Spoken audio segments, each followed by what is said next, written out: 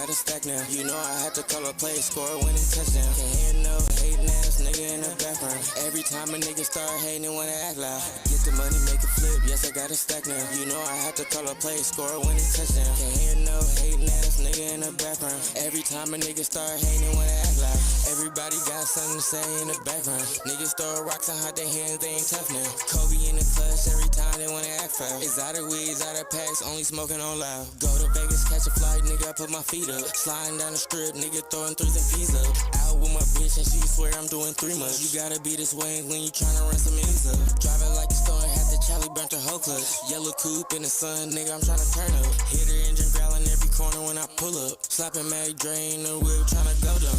Get the money, make it flip, yes I got a stack now. You know I had to call a play, score a winning touchdown. Can't hear no hating ass nigga in the background. Every time a nigga start hating, they wanna act loud. Get the money, make it flip, yes I got a stack now. You know I had to call a play, score a winning touchdown. Can't hear no hating ass nigga in the background. Every time a nigga start hating, they wanna act loud. You a hating ass nigga, why you mad at the bitch? Go outside about the bitch, cause she choosing the shit. Ayy, ayy, watch how you choosing the bitch, end up losing the bitch. Now you boo-hooing shit, ayy.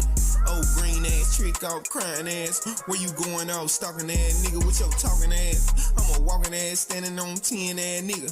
L's gon' come, count the wins, little nigga. Ayy, yup, point is, run it to the ceiling. Hit the hoe, split the hoe, stay up at your feelings. If you get it, you get it. Dream chasing, I don't want no dealings. Get the money, make it flip, yes I got a stack now. You know I had to call a play, score a winning touchdown. Can't hear no hating ass nigga in the background. Every time a nigga start hating, they wanna act loud.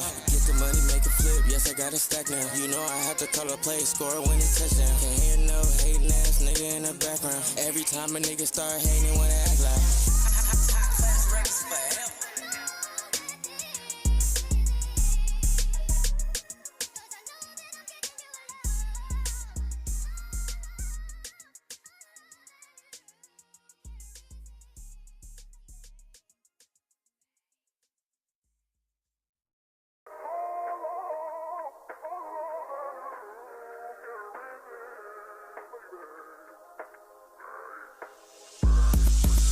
The money, make it flip, yes I got a stack now. You know I had to call a play, score a winning touchdown. Can't hear no hating ass nigga in the background. Every time a nigga start hating, they wanna act loud. Get the money, make it flip, yes I got a stack now. You know I had to call a play, score a winning touchdown. Can't hear no hating ass nigga in the background. Every time a nigga start hating, they wanna act loud. Everybody got something to say in the background. Niggas throw rocks and hide their hands, they ain't tough now. Kobe in the clutch, every time they wanna act foul. It's out of weeds, out of packs, only smoking on loud. Go to Vegas, catch a flight, nigga, I put my feet up. Sliding down the strip, nigga throwing threes and P's up. Out with my bitch and she swear I'm doing 3 months. You gotta be this way when you tryna run some ends up. Driving like a storm, had the Charlie burnt the whole clutch. Yellow coupe in the sun, nigga, I'm tryna turn up. Hit her engine growling every corner when I pull up. Slapping Mary drain the whip, tryna go down. Get the money, make it flip, yes I got a stack now. You know I had to call a play, score a winning touchdown. Can't hear no hating ass nigga in the background. Every time a nigga start hating, they wanna act loud. Get the money, make it flip, yes I got a stack now. You know I had to call a play, score a winning touchdown. Can't hear no hating ass nigga in the background. Every time a nigga start hating, they wanna act loud. You a hating ass nigga, why you mad at the bitch? Go outside about the bitch, cause she choosing the shit. Ayy, ayy, watch how you choosing the bitch, end up losing the bitch. Now you boo-hooing shit. Ayy, oh, green ass, trick off, crying ass. Where you going off, stalking ass nigga with your talking ass? I'm a walking ass, standing on 10 ass nigga. L's gon' come, count the wins, little nigga. Ayy, yup, point is, run it to the ceiling. Hit the hoe, split the hoe, stay up at your feelings. If you get it, you get it. Dream chasing, I don't want no dealings. Get the money, make it flip, yes I got a stack now. You know I had to call a play, score a winning touchdown. Can't hear no hating ass nigga in the background. Every time a nigga start hating, they wanna act loud. Get the money, make it flip, yes I got a stack now. You know I had to call a play, score a winning touchdown. Can't hear no hating ass nigga in the background. Every time a nigga start hating, they wanna act loud.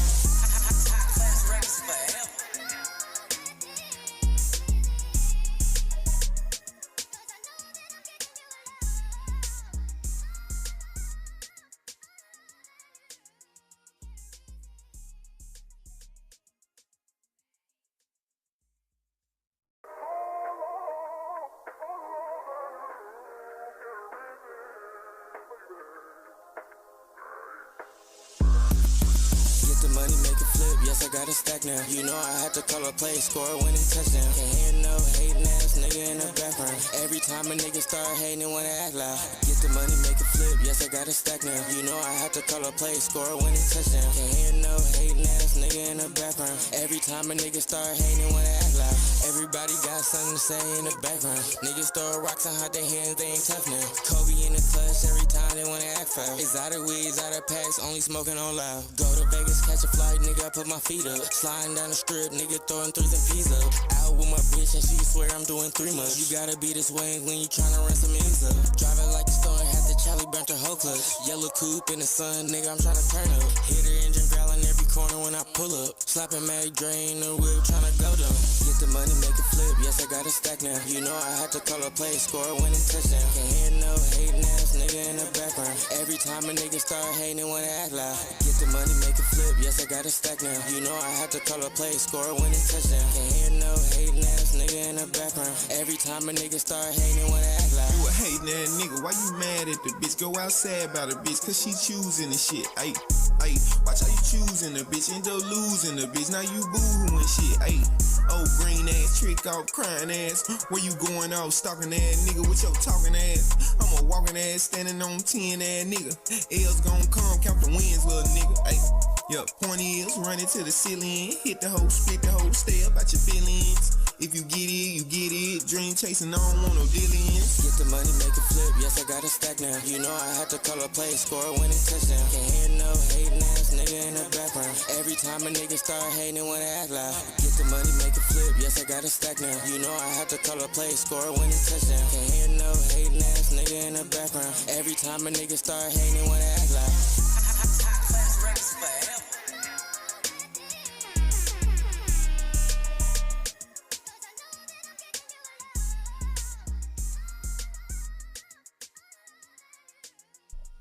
What is good, chat? We live for about an hour on some late night shit.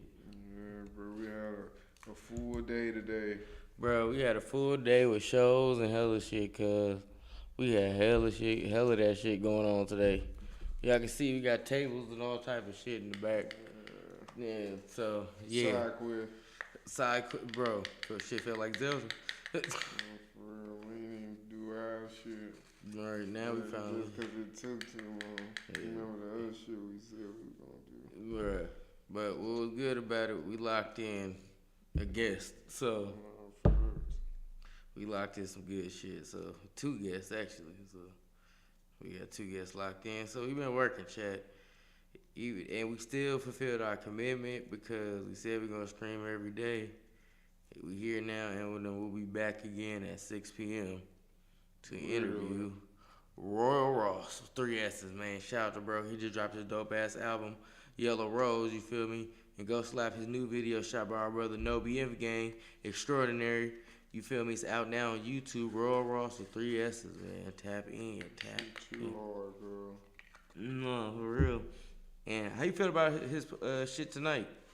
He did good. I told him that shit was hard as fuck, especially because he already know I super fuck with Extraordinary. Mm-hmm. But I just fuck with his sound in general. Like, all his songs is a vibe, but that one, like I told him. That's the one. Yeah, it's just like you always gonna have the one song that, nigga, you can play this for down there anybody. They gon' fuck with it. Yeah, it'll go up. And I seen that with the crowd, because, like, the crowd was kind of like, you know, being reserved when he was first announced. But when that damn song came on, that beat like, got to playing. Holy shit, Nobi, yeah, we on this motherfucker. Yeah, nigga, Kevo, yeah, we in here. Yeah, what's up with it? We made it back. We made it. We back from the gulag. We finally live, bro. It only took all night. It only took all fucking night. Finally got this shit going, but yeah. Let's get into this shit, bro. Yeah, where we starting low or we going crime? Yeah, we definitely gotta go low. You know, on the basketball video. And it's only 20 minutes, so you feel me? We Gucci. Let me get to the reaction screen. My bad, Chad. Don't apologize, nigga. We've been working fucking hard as fuck, bruh. Trying to get this shit going. For you, chat. For I y'all. started a business to Coming for you, nigga. Nah, for real. and Chase has supported me from the beginning. So the season is. All right, slowly roll. Oh damn, I'm so fucked up. I ain't got my Oh, headset. shit. Oh, hold on. Let me unplug it. I got you all fucked up and backwards, nigga. My bad. Damn, my bad, John. You know we throw it off. Nigga ain't even got the headset on. I'm in this bitch. Tweaked out. Shit hurt. He said, nigga, I'm just here. Nigga, shit, it's alright, bro. Damn, my bad. Alright. Nah, you straight. You straight. We got it now. We Gucci? Yep, we good. Alright. Alright. Whoo. I don't know why the headset seems loud as fuck. These are new headphones. Yeah, okay, man. Because I knew it was something different. I'm like, damn, this shit, it don't sound like I can hear everything. Yeah, and I think I rewired everything a little bit more cleaner than the first time. And it looking a little more organized now. Yeah, it just was using loud as fuck. No, for real, cuz, on God. But yeah, these the ones that niggas was using, cuz I swear it been the last couple streams that this shit been loud as fuck. This the last one for sure. Yeah, everything was damn, it was right there. For real. Hey man, we getting better with the sound quality. So you feel me? But let's get into this damn video. Oh shit, hold on. Did I let it up there? My fault. No sure, nigga, that ain't mine. That's for sure my shit from earlier. What's good, everybody? It's the Real Honesty Network here, back with another Real Honesty reaction. I'm Omilly Omilly. I'm Undawolf. And today we are reacting to the low post. The MVP debate is completely broken, and we just had that conversation yesterday. We was like, how do you decide? Bro. We literally had that yesterday. Like, we kind of gave our sentiments on how we feel about the MVP debate, but now we can probably get into a deeper conversation and also include Lowe's points to see who he picks himself or how he feels the NBA MVP debate is made. Yeah, I think he gonna kind of say what we was saying, just like it's more of a winning. Yeah, that's the job, bro. But it's more of a winning than just stats. Even though stats are important, I feel like this because I mean I didn't hear him make that argument before because essentially the media is picking the MVP because the people that got the vote, they in media. So it's like media picking MVP and media is going off of wins. You know, they ain't going in depth like this nigga anyway. So they going off of obvious shit. Okay, number one seed, best player on the team, MVP. And it's just like, I think that's what he finna talk about, that it's not that simple, basically. Yeah, it's not. Or they'll do the shit, or another way, who averaged the most on that team. Yeah, type shit, but the most valuable player might not be like how KD was on the Warriors. Like, he averaged more points than Steph, but it's like, nigga, Steph was the most valuable player on the team just because the shit that other niggas was able to do because we own this nigga, but really, that's a whole other conversation. It's really... Because KD was like that too for all, but I mean Clay was too at that time. That was just not fair. I feel like they kind of went with we're gonna double team KD, and then and Steph we're gonna just make him put the big physical 1-on-1 nigga on Steph, and just let Clay do it or fuck Clay do it. Because Clay, if y'all really remember, they was like, who gonna give up their shots? Clay was like, nigga, not me. He may not average the most of that shit, but he had the same amount of shots. Like, me and the homies looked at it a couple months ago. How many shots Clay was putting up? They said Clay was putting up 20 shots a game. I said, damn, he was putting that bitch up.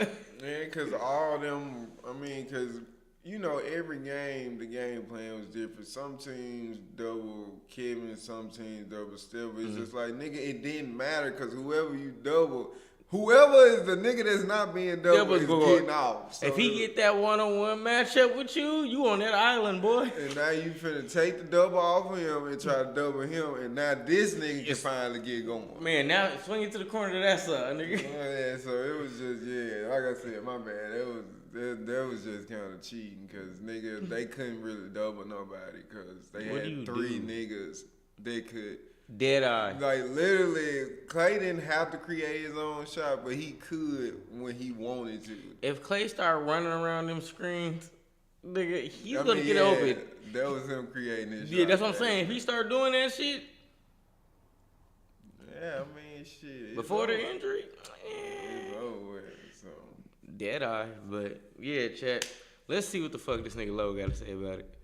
So the season is almost coming to an end. We have less than a month of basketball left in the regular season, which means that the standings are getting a little we still on tight. the welcome Every screen, game another matters, one? My but bad. More importantly, the best players Vertical in the screen, league my fault. are making their last case for the in-season We got two awards. streams running, The my most bad. contentious It's conversation that has happened over the past couple of weeks now, of course, has been who should receive league MVP. However, the dialogue around the MVP race this season certainly has been fascinating, not just because of the 65-game rule, which we will touch upon later on. Remember, we said, I don't know, that should be like 50, I'm just gonna be honest 55. with you. It's a lot of media members who, quite frankly, spent majority of the NBA season talking about the NFL, and now they decided to insert themselves back into the community and try to make claims for players that they clearly have not watched, simply based off of the last 2 months of basketball instead of the totality of the regular season. And because of this, I deem it necessary to make this video because, I'm gonna be honest with you, I really only think there's really only 5 candidates, and quite frankly, 3 of them have separated themselves from the last 2, especially because the player that I have in last place may not even be eligible for the MVP. Cade Cunningham has been nothing more but impressive this season. The 24-year-old has taken noticeable strides in the right direction offensively, in particular as a passer and playmaker, and because of that, he is practically the sole reason why Detroit, despite their offensive limitations from a roster perspective, still can find themselves a fringe top 10 team on that side of the ball. This is not only translated into Cade being a 25-point-per-game scorer while averaging 10 assists, turning down his turnovers, and having very respectable shooting splits across the board, but more importantly, the impact that he has on a team with very clear limitations offensively is pretty remarkable and, quite frankly, comparable to a lot of other players that are just undeniably better than Cade offensively. When Cade is on the floor, the Pistons have a near 120 offensive rating, but when he's off, it craters all the way down to 109, which would be worse in the NBA. Couple that level of impact with a great storyline of Cade not only leading the Pistons to the #1 seed in the Eastern Conference, which is something that no one would have thought 2 years ago when they were historically bad, but also, and I did not know this, bro, if the Pistons continue down this pace of winning, they're finished with the 3rd best record in franchise history. I did not know that we were witnessing one of the best seasons that this franchise has seen, which is pretty remarkable. You stop and think about how great they've been periodically over the past 40 years now. So shout out to Cade. But even with all that being said, I still have him 5th, and it's because of 2 reasons. A,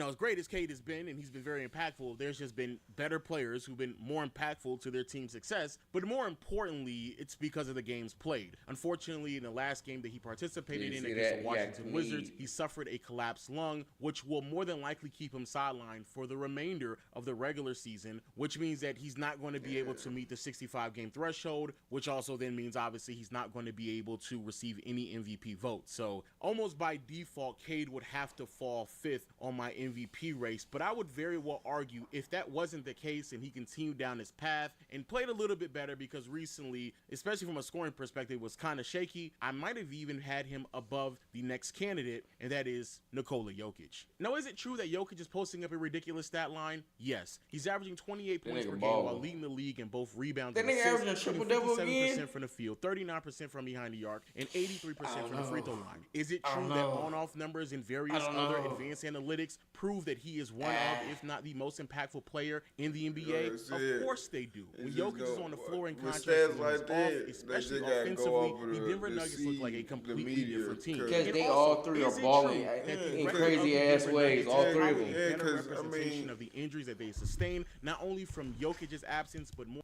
Because essentially, Jokic, out of everybody he gonna show, to the eyes, Jokic got the best looking stats just because, nigga, he doing everything. But you can't. That's why you can't just go off stats. Cause then at that point, nigga, you would just keep giving it to Jokic, cause he have to do more on his team. Cause the Nuggets ain't who they was a couple years ago.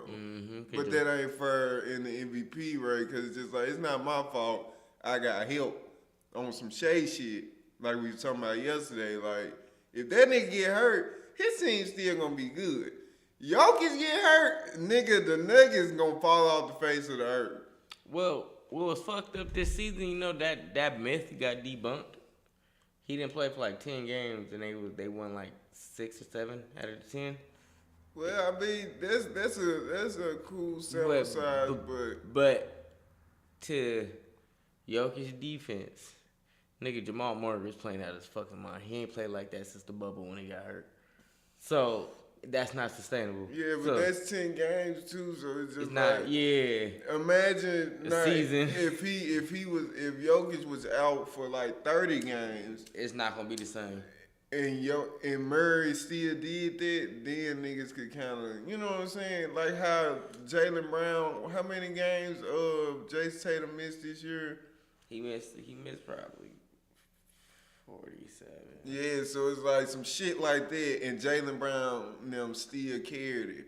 It's like, yeah.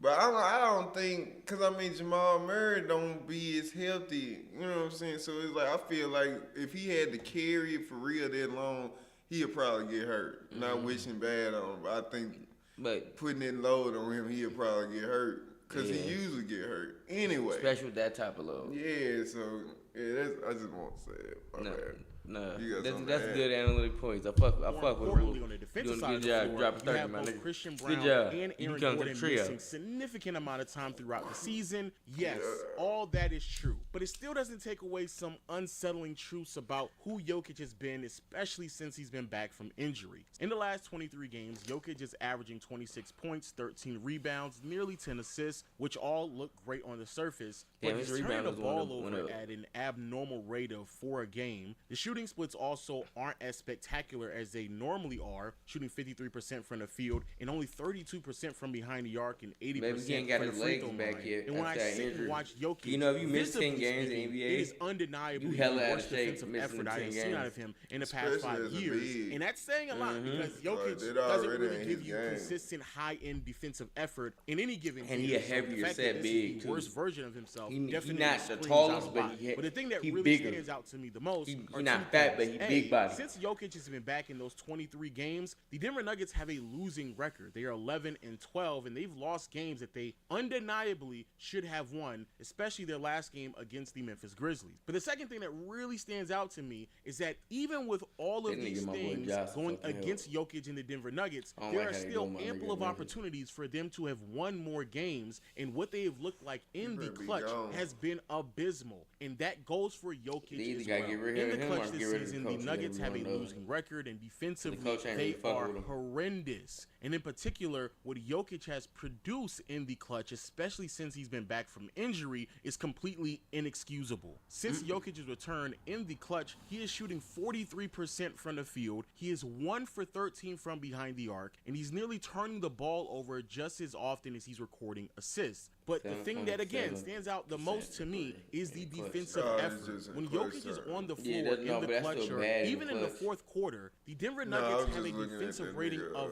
near 125. It is unbearably bad. Now, I want to be clear, I'm not claiming that in the clutch and what Jokic has looked like since he's been back from injury is a true representation of who he is as a player. I still believe that Jokic, when he's 100% healthy and playing the best basketball that he can play, he is still in conversations of being the best player in the league. The problem is that he just has not been performing at that level since he's returned from injury, and there is a real possibility that he rushed himself back because he can only miss one more game for the rest of the season for him to still be eligible to receive MVP or All-NBA honors. So all of that can be true, but it still doesn't excuse the fact who Jokic has been since he's been back from injury, and that sample size growing steadily. We're at a point now where we're talking about a near 25 game sample size, and at that point, we're basically looking at the first 30-some games in the regular season, and then we're probably going to look at the second 30-some games after his injury, and at that point, I just don't see how anyone could really make the argument if Jokic can't close games, have the degree of impact that is necessary for his team to win, and they're now dropping in the standings. Even with everything going against them, these are still winnable games that can help them climb the ladder back to the top. So I just can't overlook that, especially because the player that I have ahead of him has been steady climbing the ladder over the past couple of games now, and that is Luka Doncic. As of late, Luka has been on a tear. In an 8-game winning streak for the Los Angeles Lakers, Luka is putting up video game-like numbers. Luka is averaging nearly 41 points, 7 assists, 9 rebounds, nearly 2.5 steals, shooting 50% from the field, 42% from behind the arc, 78% from the free throw line, which all translates to a true shooting percentage of nearly 66%. A huge reason for the recent turnaround for Luka is because he's been able to gain his superpower back. We talked about this a few videos ago about the Lakers' struggles, and in particular why Luka doesn't look like the same player that we saw a couple of years ago when he led the Dallas Mavericks to the NBA Finals. And in short, it's simply because he wasn't able to knock down his three-point shots, especially the step backs, and get to the basket as consistently as he used to. Some people claim that he just lost his burst. Other people recognize that he was still potentially coming back from his injury. But regardless of what it is, I mean, recently, Luka has been really on a tear, and he has been playing best player in the world basketball, and I would very well argue by a pretty wide margin. And for the people out there who assume that I'm only making an argument based off of an 8-game sample size, you are sadly mistaken. And unfortunately, I do believe what Luka is accomplishing over the last 8 games is really overshadowing how great he's played since the turn of the calendar year, because that is the large sample size in which many people could stamp Luka as an MVP candidate. Since January, Luka's averaging 33 points, 8 assists, 8 rebounds, a steal and a half, while shooting 49% from the field, 40% from behind the arc, and 75% from the free throw line. The Lakers' offense has been 118 when Luka's on the floor during this 34-game stretch, and it has cratered pretty immensely when he is off the floor. And while all this is happening, LeBron was still trying to find his mojo as he was still recovering from his sciatica, because he clearly was not the same player that we saw last year. Reeves also missed some time, as well as Rui dealing with injuries, which effectively left Luka to backpack a team that already had questions with roster construction, depth, and in particular, what they look like consistently on the defensive side of the floor. JJ certainly deserves some credit here, as he's consistently adapted along the way and tried different lineups, and I do believe that is a huge reason why the team has turned around as of late, putting Rui on the bench and starting Marcus Smart. But still, when you have someone who's averaging 33, 8, and 8 on those shooting splits, and the team is now climbing the ladder, and the Lakers have find themselves with the 3rd best record in the Western Conference, where no one really anticipated them to look that good this deep into the season, it's really hard to deny who Luka has been throughout the totality of the season, but in particular, what he's going to look like throughout the home stretch of the regular season, throughout a potential 50-game sample size. But even with me saying all of that, I personally believe it's only a 2-man race, and the player that I have in second place right now is Victor Wembanyama. What Wemby is doing at the age of 22 is ridiculous, and what he's been doing as of late has me really questioning if my number 1 candidate should walk away with the award, because I've claimed that who I have at number 1 should win nearly unanimously, but Wemby is certainly challenging that thought process. For the season, Wemby is averaging 24 points, 11 rebounds, 3 assists with 3 blocks, and shooting 51% from the field, 35% from behind the arc, and 82% from the free throw line. When Wemby is on the floor this season, the Spurs have an offensive rating of 119 and a defensive rating of only 104, which is ridiculous, which produces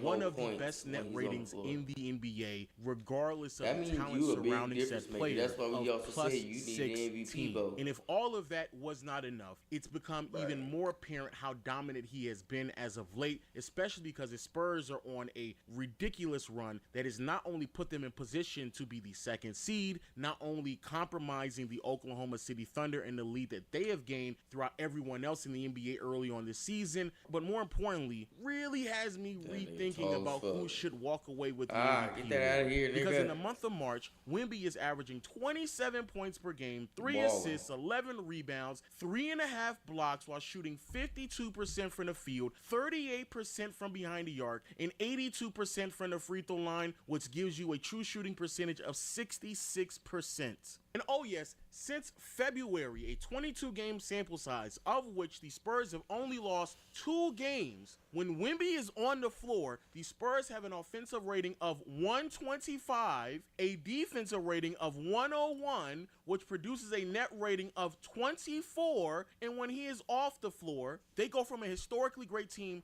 to losing those minutes with a net rating of -3. Do you know how ridiculous it is for you to be winning the minutes of a player when he's on the floor by 24 points? A defensive rating that is near 99 in 2026, and as soon as he's off the floor, you start losing those minutes. I don't think people comprehend what Wemby is doing. I really don't. I really need people to thoroughly understand what they are watching in San Antonio. And probably the biggest and greatest argument that I can give to Wemby isn't even the whole great storyline, look at where they're at right now. No one anticipated the Spurs to be this good in the NBA because, I mean, not only are they the 2nd seed in the Western Conference, they have the 2nd best record in the entire league. Not even that, but it's a simple fact that Wemby's floor could arguably be higher than anybody else in this conversation, because when Wemby isn't having a great shooting night, when he's not having a great offensive game, he is unequivocally not just the best defensive player in this conversation, he is the best defensive player in the league. He is so great defensively, as you can clearly see from the numbers when he's on the floor. Again, a defensive rating of near 99 over the past 2 months of basketball. He is so great defensively that when he's on the floor, opposing teams second guess if they have an open layup even when they're underneath the rim. He is so great defensively that it doesn't even matter if he's away from the basket,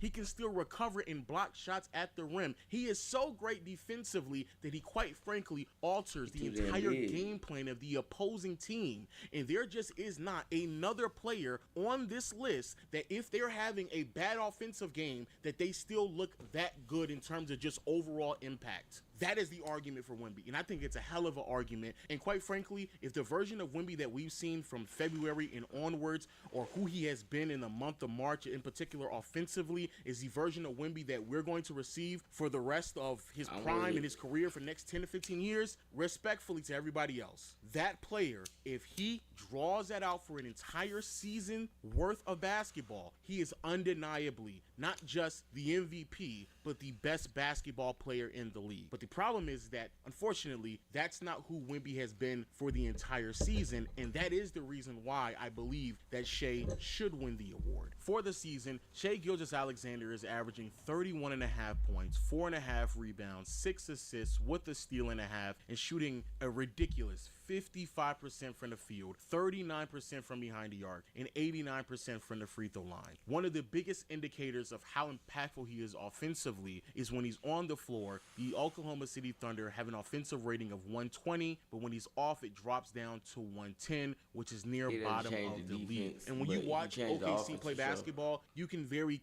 clearly see the impact that Shai has offensively, how impactful and influential he is on every single possession, not only as a ball handler and a scorer, but in particular, I do believe that Shai as a passer and playmaker has taken the proper steps in the right direction to continue to add to his offensive repertoire and really maximize what he and the rest of the team can produce on a per possession basis. Shooting 55% from the field when most of your shots are away from the basket is remarkable. Being someone who can go out there and hit step back threes consistently is also incredible, and quite frankly makes him borderline unguardable. But I do believe the last piece of the puzzle for Shai offensively is him becoming the playmaker that we see now, because a lot of the gapping schemes that we saw in the postseason last year against OKC probably won't have that much of an effect on Shai heading into this postseason run. But probably the biggest reason why I would argue that Shai should win MVP is for 2 reasons, actually. The first one is, bro, this team has been dealing with injuries all season long. We are at the end of March, and J-Dub has only played 26 games. AJ Mitchell has only played 48. Hartenstein, 38. Alex Caruso, 47. And shout out to Chet. He's been healthy and available, and I do believe he's been one of the better defensive players in the NBA. And quite frankly, I do believe he's been the most impactful defensive player for the best defensive team in the league. So shout out to Chet. However, I don't believe that Chet has made the offensive strides that many of us would like to see out of him. Sure, he has improved, but he has not improved enough to remove a lot of the burden on Shea's shoulders offensively. And this is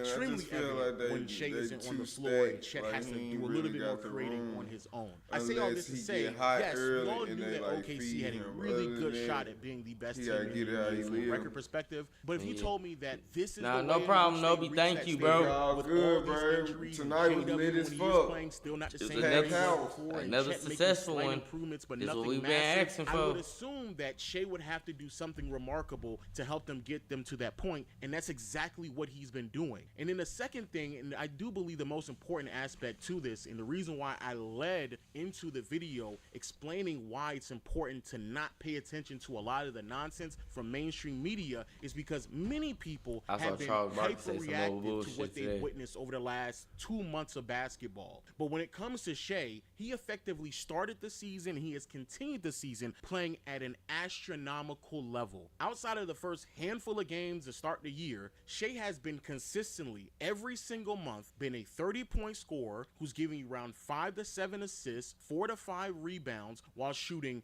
well into the 50s from the field, and outside of 1 month, well into the 40s from behind the arc. For me, I don't think that Shea has necessarily provided the evidence that he is head or shoulders above everyone else. However, what he has provided is that the level in play in which it takes to be in consideration of being the best player in the world, he has not only hit that mark more consistently than everyone else, but he has effectively sustained that level of play from start to finish. And in my opinion, the MVP is for the totality of the year, not the last 20 games of the regular season, not because of a great 2-month stretch from what you look like from beginning to end. And for me, that's what the MVP award is about. It's not a 2-month award. It's not a 2-week award. It's not a good stretch award. It's an award that recognizes who has been the most impactful player for the totality of the year. And in my opinion, I just don't know how it's even possible to argue anyone else but Shea. I would go as far as to say, if it wasn't for this push that Wemby is providing in the last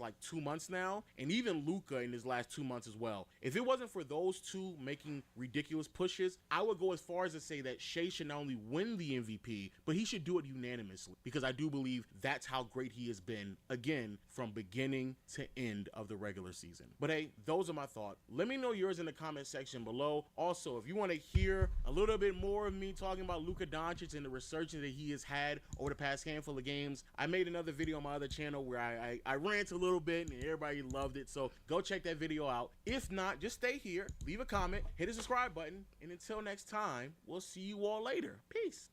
Behind me is Jeffrey Epstein's private ranch, and I'm gonna be spending... No, we're not doing that. Forget. So the season is almost coming to an... All right, y'all. That was a low post. MVP debate is completely broken, and yes, it fucking is. I don't know. Guarantee you, if you go to... Bro, they never do. The people that got the most to say about what you look like and what you doing, they page is either private or it's public, but it ain't got shit on it. But they never have a profile picture that's them. It's always some other shit. Every fucking time, bro. But I mean, I was born and grew up before the internet, so it's that type of shit. Nigga used to do shit like that in real life, and nigga dealt with it. Then the internet, who gives a fuck about a nigga on the internet? Nigga, fuck you, nigga. You ain't shit, nigga. You think you hurt my feelings because you talk about my mustache? Damn. Whoop-de-doo. What am I gonna do? I'm in turmoil. Nigga, I don't give a fuck. You think that shit really hurt my feelings? It's just you doing it for yourself. You just need to say that. And when you get that off your chest, you just gonna get blocked. And now look at you, dumbass. Blocked in a motherfucker. Talking to yourself. Okay. Blocked like a 03 Ben Wallace shot, nigga. What the fuck? Off the glass. Come on, bro. make another account, say some more crazy shit. I'ma block that one. We can do this. This shit easy. It's so easy to block people. It's just a one click for real. Like, bro, get the fuck out of here. All right, nigga. Yeah, I better hope I don't figure out how to use the shortcut, nigga. That's 2 buttons. Bow, nigga go. Man, come on, man. Anyway, I ain't about to worry about this shit. But yeah, this nigga Luka is on the turd, but I definitely feel like Shay finna get that motherfucker again. Cause he had hella niggas injured, and they still kind of good. Yeah, like he said, Cub been doing the same shit all year, no dip. So, I mean, you can't go against the numbers in that case, and he got the other qualification. They the best team. So shit, you know what it is. It ain't gonna be no surprise. It really ain't no wrong answer between him and Victor, but nigga know Shay gonna win that shit. Shay never 9 got times out of 10. Like, if he keep doing what he doing, finish season like this, it's over with. Back to back. Yeah, that ain't that crazy because it'll be back to back, so it ain't like he done won it a bunch of times in a row. So yeah, he got it. Yeah, you got it, Shay.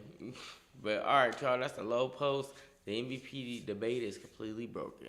We're on Steve Reactions. We're on Steve Network. We out. Peace. All right, we got that clip. All right.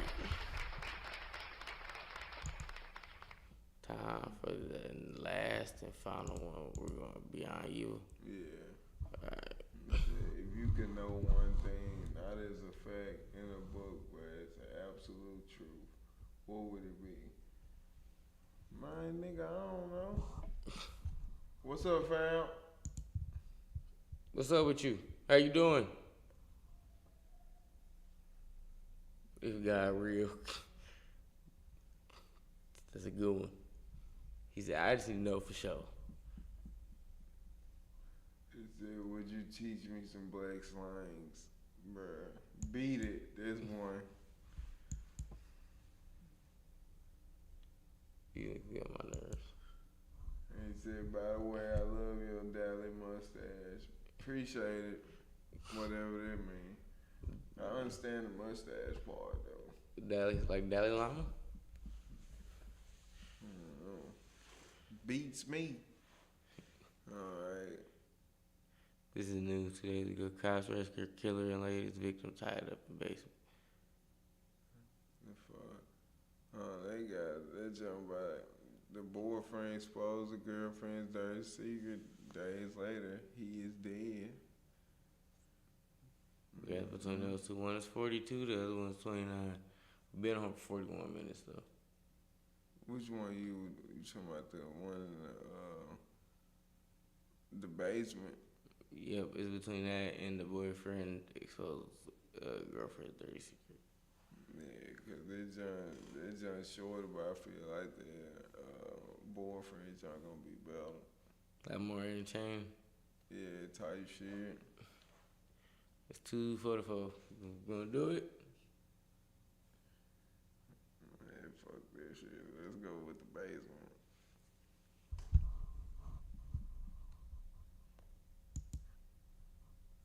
He said, are you guys okay?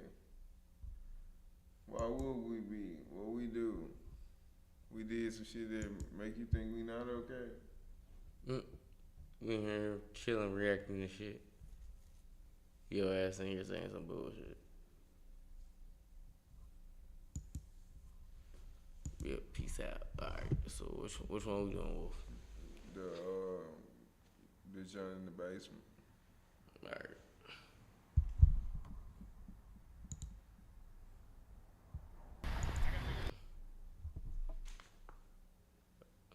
Everybody gets stuck in the basement leaving. Hold on, I'm gonna go to the bathroom before we start. Shit, we got 30 minutes. My knees hurt. I'm gonna tell you what, watch out for a nigga that got a basement. I don't trust no niggas in basements now. I felt like I seen a stat where it's just like the chances of a nigga being a serial killer that own the basement is kinda high. So that's all I'm saying. Or not even being a serial killer, but that committed murder. think about it. If you had like a cellar, like I don't know if y'all niggas know what a cellar is. It's down in like a basement, but it's more so like some doomsday type shit, like a room. But imagine you had that under your house along with a temple. Come on, bro, your mustache is so long. Yeah, nigga, I know. But yeah, if you had a place to hide people like that, like a basement, a cellar, you would be doing that shit. Looks like a highway. Man, shut up. Somebody asked that man shit. But here you go, telling me shit. Shut up. Shut your ass up. Nobody give a damn about what you talking about. My mustache look like a highway. What the fuck you look like? Nigga don't never want to talk about what they look like. They always want to tell the nigga what they look like. You look like you be telling niggas what they look like. That's what you look like. But yeah, bro, that's what come with this internet shit. He said better than you, bro. What? Nigga, what? You just saying you better than me? You don't know me, nigga.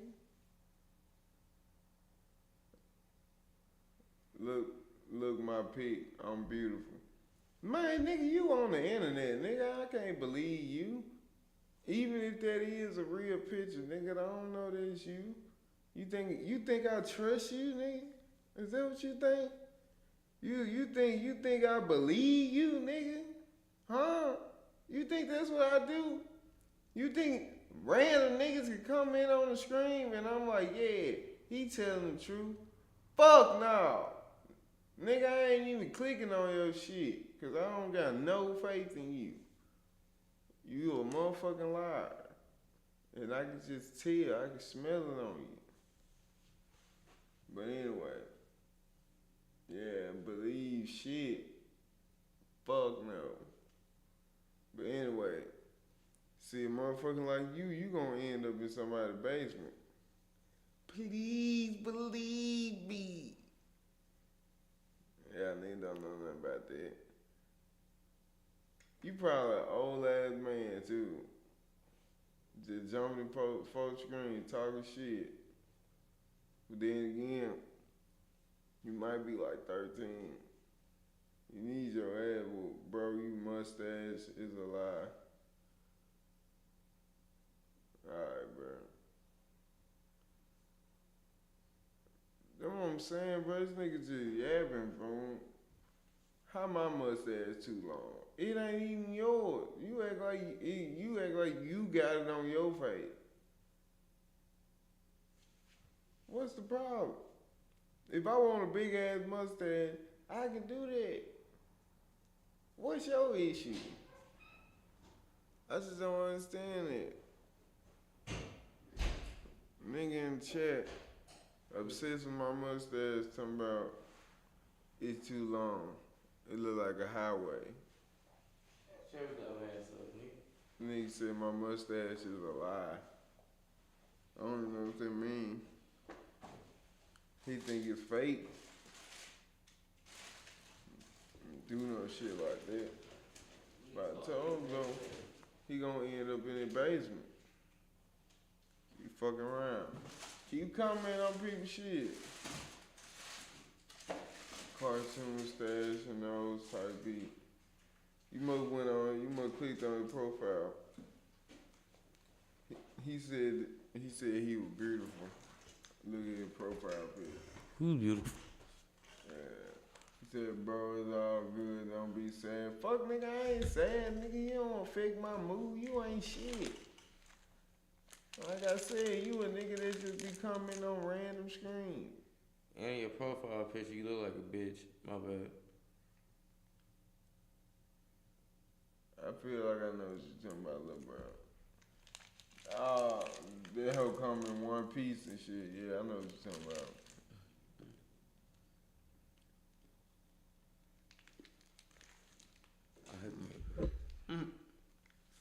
Fuck it.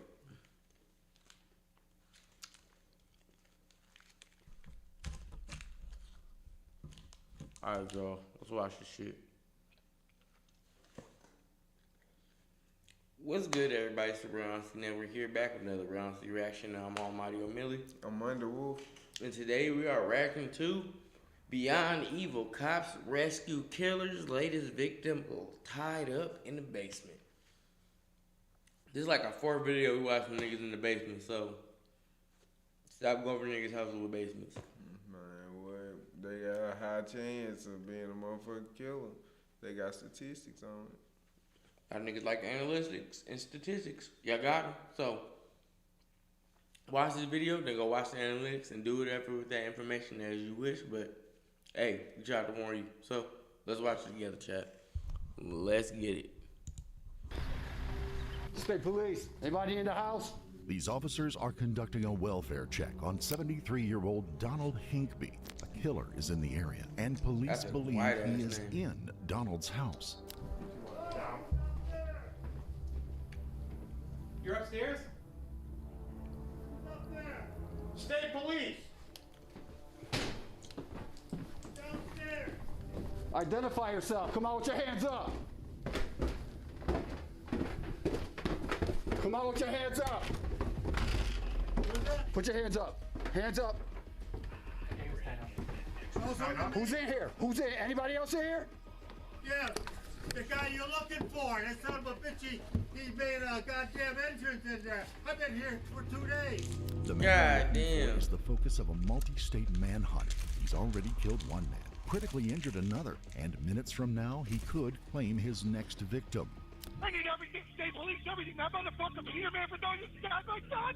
First thing I noticed, the money had blood on it. He also had blood on his hands. Oh my god, one of them is missing a hand. We got some scary shit right there, bro. The warrant, okay, is for murder, assault, home invasion, and kidnapping. The following is based on official court records. Most of it has never been seen before.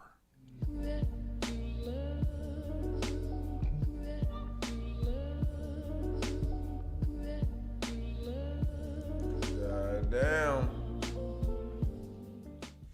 It's 7 a.m. on a Sunday morning when Connecticut State Police discover an abandoned truck near the Osborndale State Park in Derby. It's registered to 73-year-old Donald Hinkby, a local of Willington. But that's not all. The truck has been flagged as the potential getaway vehicle of a man who had just attacked two men with a samurai sword. And police suspect he's headed straight from the attack to Donald's house. Another nigga Come on with with a your hands samurai up. sword. Get the fuck What's out up of with these there. niggas with samurai swords? Hands up. Where they buying this shit at?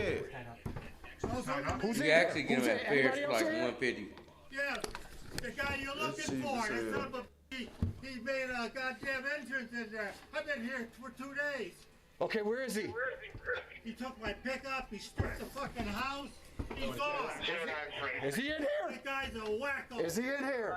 This guy's a wacko. Turn. Where's the light? Where's the light? Nah, OG mad. Right to your left, officer.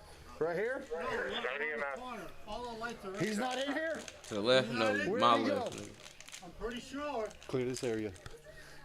The pickup gone? Yeah. Yeah, he's got the white pickup. That son of a... Police have just found Donald in his basement, where he had been for the past 2 days. His hands and feet have been bound with zip ties. As for his attacker, he could be anywhere. He's Gonna not leave in the here. old nigga to die. That's crazy. I am so happy to see you guys. How'd you Are get you here? okay? Are you okay? Yeah. If you're in here, put your hands up if you're in here. Let them know.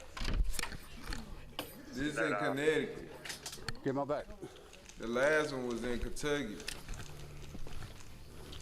Up north. Put your hands up. Kentucky, like right Come on. above Memphis, ain't it? Donald. In Tennessee. Donald. Yeah, it is. It's Donald. Where's your guns?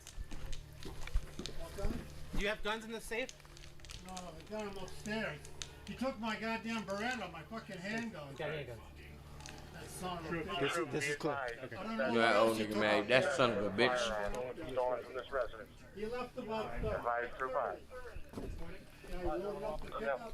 I don't know what he took, but I don't know where he's going, but he's dangerous. Basement's clear. Basement's clear.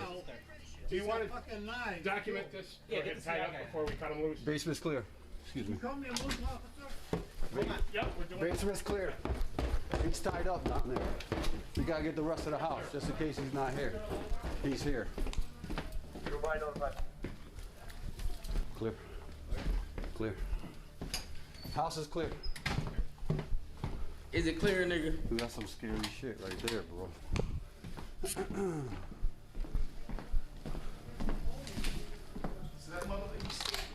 Nice ass. Yeah, he's tied up downstairs, bro. He's tied up. With the suspect having fled the scene, officers turn to Donald for any information that might help in the investigation. He tells them that his kidnapper passed the time cooking meals and watching TV. Ironically, a local That nigga news moved in bulletin the on a house. local murder had revealed the man's identity. Nigga The stole wanted his killer car. on the screen was the same stole man his holding him house. hostage, 23-year-old Nigga Peter banging. Manfredonia. Did he That nigga strike look you at all? insane. Did he hit you, anything like that? No? he Just was tied you up? Okay. He put the gun to the back of my head when I was sleeping. He says, don't turn around, I'll blow your fucking head off. I said, oh boy, what a way to wake up in the morning. What time was that? It was maybe 5:15. And that was today? No, that was Saturday morning. Saturday morning. I fell asleep in front of the So, TV. so where did you get the handgun from? In your, you had it? No, I had it. I sleep with it, Yeah. especially with this joker running around. Yep. But I had it on the other bed. Oh. I was in the recliner. Okay. So what he did, he was barefoot. He Yep. walked around, he That grabbed nigga it. coming upstairs like that. Like, hold on. That's what happened there. Okay. Sorry about that. I should have had it right there, you know. We're actually ecstatic to see you standing upright. So. He seemed like a fairly decent guy, but he goes off the handle. You Yeah. can't trust him. You Right. did capture him? He's under... Oh, No. he's still on the run. No, he's still on the run. Really? Yeah. You know, as long as nobody got hurt this trip, but down the road, you know, Right, somebody's right. going to get tripped. You, Right. know, you officers or whatever. Especially he's got my Beretta. That's the only gun he took that you know of? Yeah, because he had those goddamn knives because he kept on threatening me. He said, I still got those goddamn big knives. Okay. And he said, I got that gun too. For 2 days, Connecticut State Police have been searching nigga for the doing man. GTA They now moves. know he is armed and even more dangerous. But to understand just how dangerous, we need to go back a couple of days to 9 a.m. on May the 22nd of 2020, when reports of a brutal attack on a rural road began flooding in. A dirt bike just came down. I don't know what happened. I didn't see it, but someone's hit. 2 people are hit really badly. There's someone beating my neighbor with a bat or something outside his house. How many injured people there? 2 injured people. They're both bleeding profusely. Soon, the calls report severe bleeding and slashing. The crazed attacker was not wielding a bat, but an edged sword. Oh no! Oh my God! Just stay on the One of them is missing a hand. Stay on the Hell phone, One of no. them, his hand is all the way off. please. Yeah, you said the accuser left. He's saying one of the parties is missing their hand. Now, he thought it was a bat they used, but maybe there was some other instrument. Yeah, we're at Myrtle Road in Wellington, and at the end of the Myrtle Road are 2 very hurt men, and they got attacked by a guy on a motorcycle. This is an emergency. When paramedics and state police arrive at the scene, they find 62-year-old Ted Demers and 80-year-old John Franco lying in the street, bleeding profusely.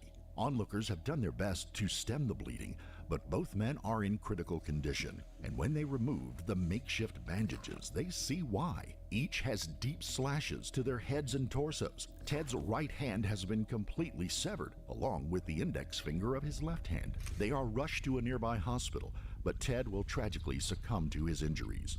The brutal attack leaves the community reeling, and police with an urgent task of finding the monster responsible. A statewide alert has been put out for a man on a red motorbike. We believe it to be a edged weapon. However, the exact description of the weapon I would not be able to provide at this time. But while the killer may have fled the scene, he has also left behind key evidence. Officers comb the nearby woods and find a blood-soaked samurai sword, a phone, and an identification card with the name Peter Manfredonia. Witnesses quickly confirm Peter as the attacker. What's more, many know him. and for deeply disturbing reasons. Peter is a 23-year-old honor roll student at the University of Connecticut, where he studies engineering and finance. He's also a star athlete, an outspoken advocate against gun violence, and, according to many of his friends, an unlikely murderer.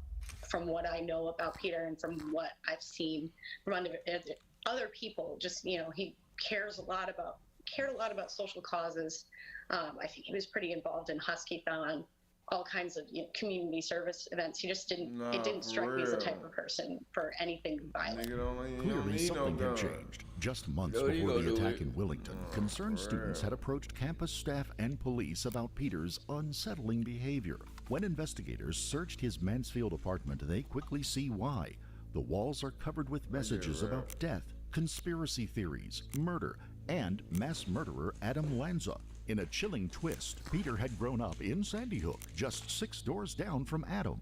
The worst grade school shooting in U.S. history, at least 27 dead, 20 children, 7 adults, including the principal, and the gunmen killed. In one message he had written, "We saw what happened when Adam snapped. We saw what happened when Thomas snapped. Now they will see what happens when I snap." Clearly, Peter had snapped. His appearance on Myrtle Road that day had not been by chance. His ex-girlfriend lived on that street, and Peter had taken to stalking and harassing her. Just 4 days before the attack, she cut off contact with him after he hacked her social media accounts. According to Ted's widow, Cindy, that morning Ted spotted Peter walking past the house and offered to give him a ride. But Peter had come with a plan in mind, and it wasn't to talk. Within minutes, he launched his frenzied attack. Hearing the screams, Ted's neighbor, 80-year-old John Franco, bravely intervened, only to have Peter turn on him as well before fleeing the scene. He hadn't gone far. Donald's house was on the other side of Willington, which brings us to the 24 hours he was held captive. Now, with Donald's truck found in Derby, investigators have Peter's last known whereabouts. With mounting urgency, they pull surveillance footage from the area. What they don't realize is it's already too late. Hello? Hello? Yes. 911. 911. Yes. If I need an ambulance here, I need everything, state police, everything. That motherfucker Peter man for throwing his stab like that. Where are you? I'm next to Calvert Saints and Lock 404, whatever the name of the road is. This is the distraught voice of John Esel, who just found his 23-year-old son Nicholas dead on his apartment floor. It's 11 a.m., 5 hours since the discovery of the abandoned truck, and Peter had already claimed another victim. Investigators soon learned that Nicholas was a former classmate of Peter's at Newtown High School. The two had never been close, but it seems Peter needed cash and believed Nicholas had some.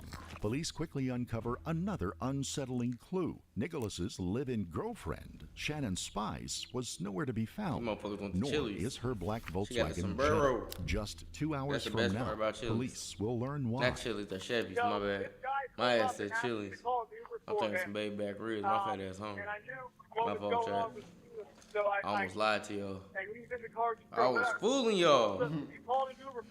Joke. What's the Uber's information? He told me that killed someone in Connecticut is on the run. This is Kyle Walker on the 911 call to New Jersey State Police. He tells officers he'd pulled into a rest stop in Columbia when a man in a black Volkswagen stepped out and asked him to order an Uber. The moment the man left, a young woman who had been in the car with him rushed over. Shannon tells dispatch that she's just been driven at gunpoint from Connecticut to New Jersey. Shannon is lucky to be alive, but an innocent Uber driver has just unknowingly driven away with a madman. Investigators converge on the rest stop to interview both Kyle and Shannon. Are you aware of the incident? Yes. Yeah. How are you aware of it? The girl that was at the truck the stop girl today, that told me what happened. You just say eat it out of Tells here. police that he immediately felt uneasy around Peter, and his gut feeling would soon prove correct. And then the Uber came up, and the guy, handed me, when he handed me $100 bill, the Uber ride was like $60, so I'll give you 100. First thing I noticed, the money had blood on it, and then within the time we were waiting for the Uber, I noticed he also had blood on his hands. So by that point, I just figured the best thing to do was wait for the Uber, and then I was gonna ask the girl if everything was okay. And then he got into the Uber, and she was like this, like 1 second, like she was gonna tell me something once they left. He kept looking back, and like the Uber stopped a few times, and he was looking back, and then the Uber pulled away. Then she pulled away like she was gonna leave, and I was like, wait, and then she said, and then she waited until they were gone. She said, call 911. He just killed my boyfriend, and he's held me at gunpoint and made me drive down here. And she said he's at large for murder on the run or something like that, one for murder. The minute she got in the car, we called 911 and started driving away. Working across teams is tough, but Asana helps you handle it. Asana AI can spot roadblocks and assign work to keep everything on track. That's how work gets handled. Visit us at asana.com. Nah, for real. It sounded like he was lying for him and shit. The Uber trip ended on Lincoln Avenue in East Stroudsburg, Pennsylvania. Fortunately, the Uber driver is unharmed, but Peter is still on the loose and in a new neighborhood. Investigators know they are in a race against time. Peter Manfredonia has claimed 2 lives and severely injured another man and had kidnapped 2 people. He is heavily armed and made it clear that he is capable of anything. Teams from the Maryland State Police, Connecticut State Police, the U.S. Marshals, and the FBI work to narrow his location. Search teams comb the area by air and on the ground. Public appeals are launched, and citizens in Connecticut, Pennsylvania, New Jersey, and Maryland are on high alert. When the media is in overdrive, updates are given live. The next sighting of Peter is later that same day when he's seen walking on railroad tracks behind a Walmart in East Stroudsburg. Peter, I want you to know that we are continuing our investigation. The one thing we are missing right now is you. An investigation that has led to East Stroudsburg, Pennsylvania, where Peter Manfredonia was last seen on Sunday. In this surveillance photo, you can see the 6'4", 240-pound 23-year-old wearing a white t-shirt, dark-colored shorts, and carrying a black duffel bag. That duffel bag is said to be full of guns, stolen from a Willington home invasion. For 3 days, Peter is spotted all over the place on country roads, in the woods, at convenience stores. Then, on Wednesday, May the 27th, 2020, at 10 p.m., a detective at a truck stop in Hagerstown, Maryland, is being briefed on Peter's appearance when he spots the suspect 20 feet away and draws his weapon. After 6 days on the run and a crime spree that has terrified communities in 4 states, Peter Manfredonia surrenders without a fight. With their suspect finally in custody, detectives are determined to get answers. They already have enough evidence to secure a conviction, but the whole country is asking the same question. What drove this college kid with everything to live for to commit such atrocities? They will soon discover, however, that this will not be any ordinary interview. All right, so like I said, Mike Zella, Mike Grabowski, I'm a state trooper. Do you want to tell us what happened in Willington? Not without the lawyer. Okay. Yeah, he did. All right. I want to, like I said, help you how I can, but okay, no problem. Put like a risk to my family. I totally understand. Nigga barely fit in the we frame. appreciate you talking to us as little as you can, because every little bit helps, right? So, do you remember going to a house after parking the motorcycle?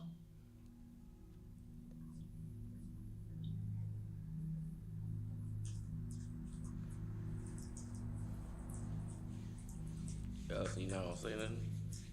Or he said ain't no snitch now. I thought he already said he wanted a lawyer. You like, nigga, we just gonna sit here and look at each other until it's time. Gotta go with something else. What's that? I gotta go with something else. What does that mean? Like, next question. Okay. How about just a date though? Like how many days before today would you say you were? Time has been a real blur. Okay. So you can't put a date on it? It'd be very okay. No, I'm not trying to put you guys through a rigor, and I just everything. No, yeah, no problem. No problem. Peter clearly knows the smartest move is to skip any incriminating questions. He also has the eerie ability to remain silent for extended stretches of time. even under the gaze of two homicide detectives. In an effort to get him talking, the detective encourages him to speak about other events, like where he's been sleeping. He tells them that he has been in the woods. Do you remember that at all? Remember that? Yeah. That Myrtle Road in Willington. Is that Taco Bell bad? Yeah, he tell him everything. Very little. Baja Blast and shit. It's not something Large. Okay, I understand. Can you tell me a little bit about that? When you were in Willington? What? We was already talking basketball earlier. We beyond basketball now. We the crime videos. It says crime and basketball in the title.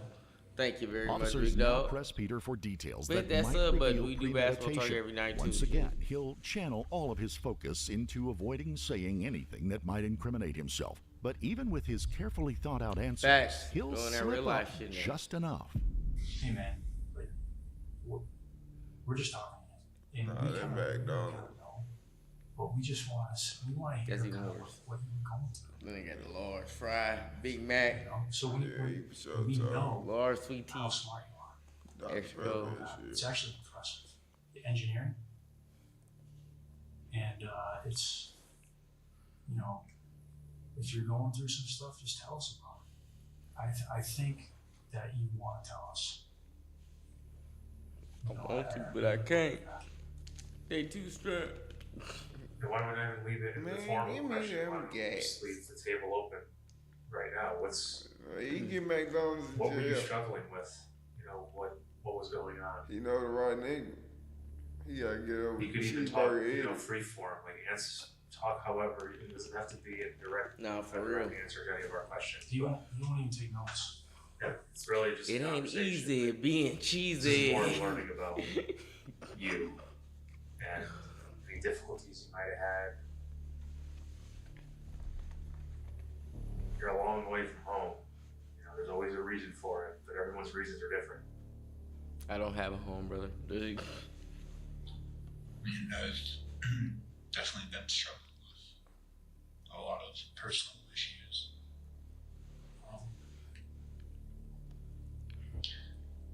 Do you guys track phones?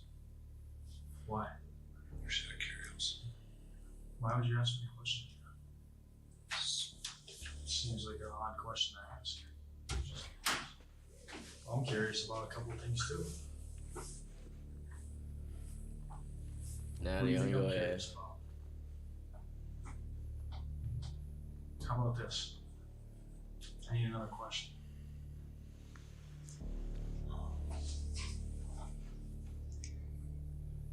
With Peter still holding his ground, the detective narrows in on the evidence that might provoke an emotional response in Peter, namely the dark and disturbing thoughts written all over his apartment walls. Were some of the writings on your wall when that incident happened? Was some of that because of what was personal to you? Yeah. Is that why you did that? Yeah. It's just a way to be heard. Honestly,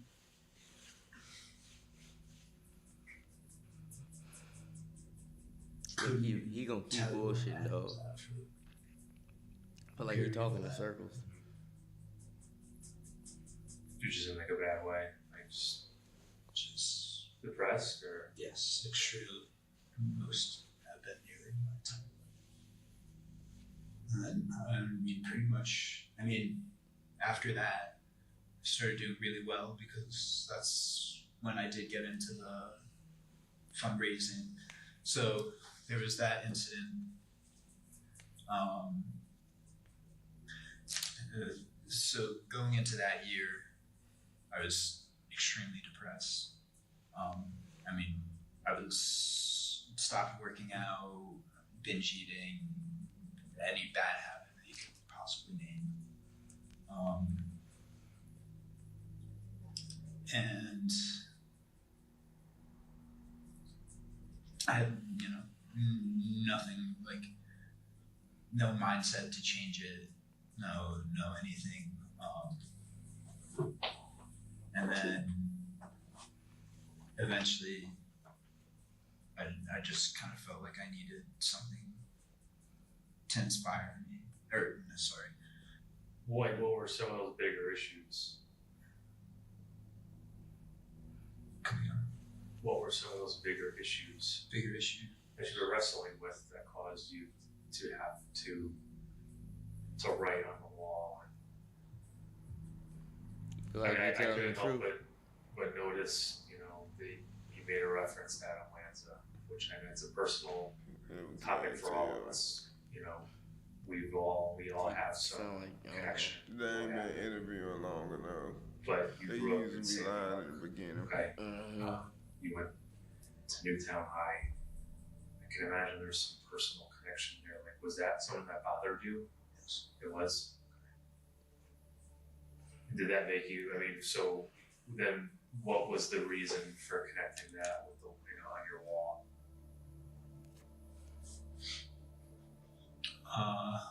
That when I drew on the wall, it was pretty much just, I was in a manic state and kind of anything, I couldn't even remember half the things that were on it, if you ask me now.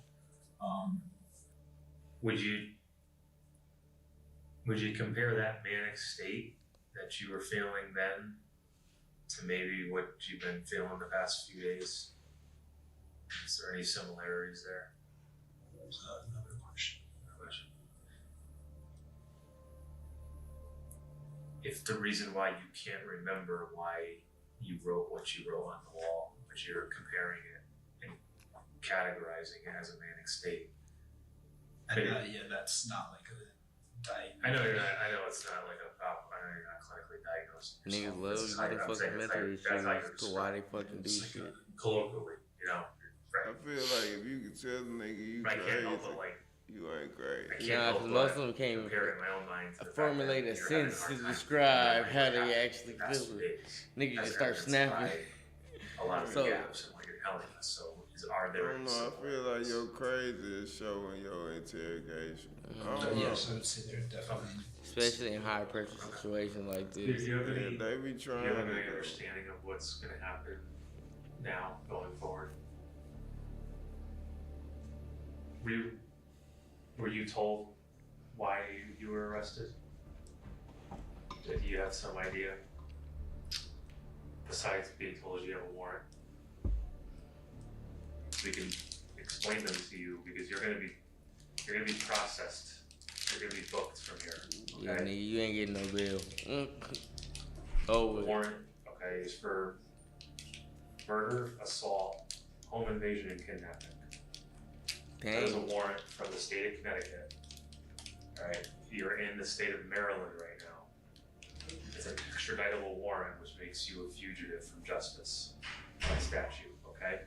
Peter has managed to say enough to link himself definitively to the crimes. As for a motive, he claimed he was in a manic state during the killing spree and suffered anxiety and depression during the lead-up. But neither depression nor mania explain the murder. Over the course of his 6-day rampage, Peter revealed a capacity for cruelty and violence far beyond what most ordinary people could inflict, regardless of their emotional state. As for his intentions that day in Willington, police argue that Peter went to Myrtle Street with the goal of killing his ex-girlfriend.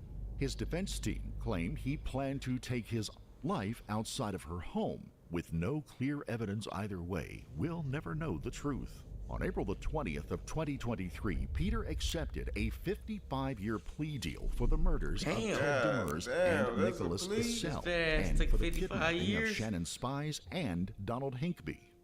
Between hearing the gruesome details that he felt like sharing and trying to be as nice as possible so that I could stay alive, I held my own funeral throughout that drive. There are no words that can possibly atone for what I have done. Know that I am sorry nonetheless. You have done nothing to deserve the pain that I have caused. My actions were nothing short of irreprehensible.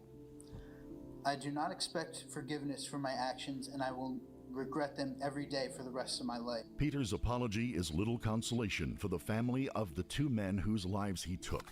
Friends and family described 23-year-old Nicholas Issel as magnetic and a funny young man who loved art and design. 62-year-old Ted Demers was a devoted family man and a talented woodworker and furniture maker who loved nature.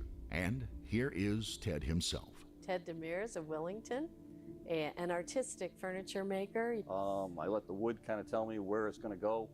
The designs come right out of what I see in the pieces that we find, and 90% of the material that we use comes right off the property. We would like to extend our sincere condolences to the family and friends of the victims in this case.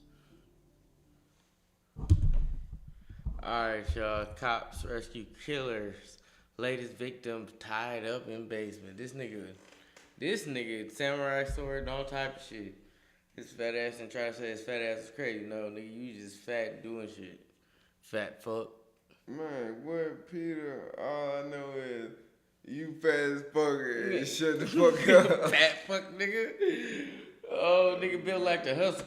Nigga, all of them. Nigga, man, that nigga look like a beach ball. Bro, you big as hell, bro. Look like somebody inflated that nigga with a fucking air pump. No, for real, bro. You got McDonald's doing your interrogation. What the fuck you been eating in prison? Fuck. Fat ass nigga, goddamn. Man, swole up. Did that green ass shit. Who the fuck y'all think y'all is? This back-to-back days. Doing this crazy shit.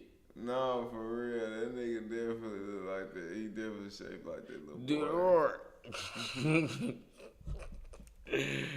Alright, y'all. That's Beyond Evil. Cops rescue killers, latest victim tied up in basement. Real Honesty Reactions. Real Honesty Network. We out. Peace. Got the clip. Alright, y'all. We better get our tired asses the fuck up out of here. No, for real. What time is it? 3:22. Yeah, it's about that time, y'all. So, yeah, y'all like, comment, subscribe. We'll see y'all tomorrow at 6 p.m. for the Royal Ross interview. We'll be on here. Be there or be square, and we will be selling whatever. I think Ross is going to bring some albums. We're going to see if we're going to sell them on live or whatever we're going to do. But tap in, y'all. Tap in. We will be here tomorrow. Mañana. For sure. See y'all later. We are out of here. Cue the motherfucking theme music, nigga. Wrong shit. There we go. Alright, bye. Alright, y'all. We out.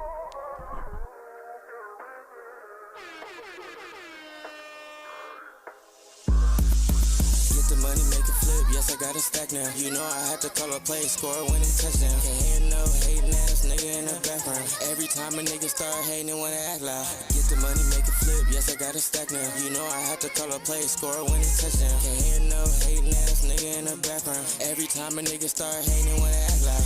Everybody got something to say in the background. Niggas throw rocks and hide their hands, they ain't tough now. Kobe in the clutch, every time they wanna act foul. Exotic weeds, out of packs, only smoking on loud. Go to Vegas, catch a flight, nigga, I put my feet up. Sliding down the strip, nigga, throwing threes and P's up. Out with my bitch and she swear I'm doing 3 months. You gotta be this way when you tryna run some ends up. Driving like a storm, had the Charlie burnt her whole clutch. Yellow coupe in the sun, nigga, I'm tryna turn up. Hit her engine growling every corner when I pull up. Slapping Mag drain the whip, tryna go down. Get the money, make it flip, yes I got a stack now. You know I had to call a play, score a winning touchdown. Can't hear no hating ass nigga in the background. Every time a nigga start hating, they wanna act loud. Get the money, make it flip, yes I got a stack now. You know I had to call a play, score a winning touchdown. Can't hear no hating ass nigga in the background. Every time a nigga start hating, they wanna act loud. You a hating ass nigga, why you mad at the bitch? Go outside about the bitch, cause she choosing the shit. Ayy, watch how you choosing the bitch, end up losing the bitch. Now you boo-hooing shit, ayy. Oh, green ass, trick off, crying ass. Where you going off, stalking ass nigga with your talking ass? I'm a walking ass, standing on 10 ass nigga. L's gon' come, count the wins, little nigga, ayy.